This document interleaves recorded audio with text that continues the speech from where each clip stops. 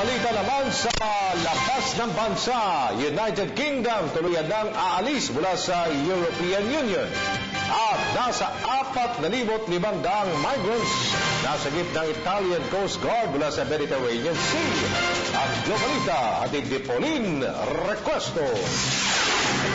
Nagdesisyon na ang Britanya na umalis ng European Union batay sa referendum na isinagawa ngayong araw. Mahigit 17 milyong katao o katumbas ng 51.89% ang bumoto pabor sa Brexit na pinaiksing termino para sa Britain exit. Samantala, mahigit 16 na milyong katao naman o 48.1% ang nagnanais na manatili ang bansa bilang miyembro ng EU.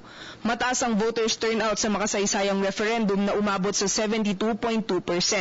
Nasa 46.5 million ang bilang ng mga nagparehistrong bumoto hinggil sa usapin.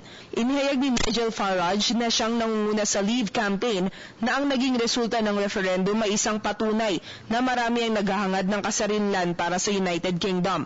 Ayon sa mga eksperto, malaki ang impact ng pag-alis ng UK sa European Union.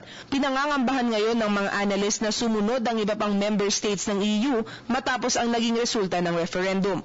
Naniniwala ang mga taga-suporta ng Brexit na makakatulong ang pag-alis ng EU na mapabuti ang paglikha ng mga trabaho para sa mga mamamayan ng bansa.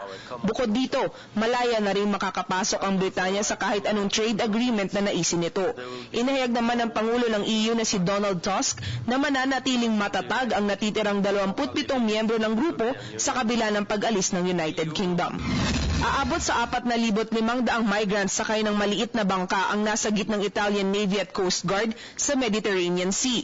Ayon sa ulat, sinasamantala ng mga refugee ang magandang lagay ng panahon para lumikas ng Hilagang Africa.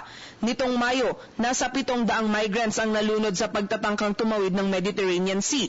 Inaasahan naman ng Coast Guard na tataas pa ang bilang ng kanilang masasagip sa mga susunod na araw.